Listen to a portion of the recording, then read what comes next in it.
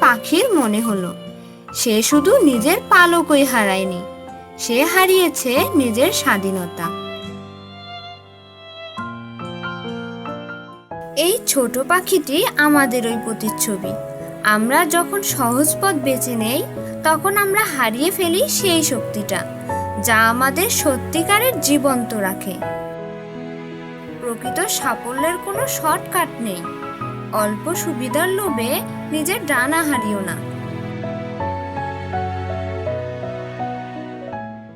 তো বন্ধুরা, আমাদের আজকের গল্প তোমাদের কাছে কেমন লাগলো?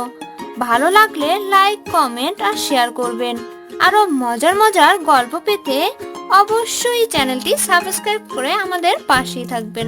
আল্লাহ হাফেজ।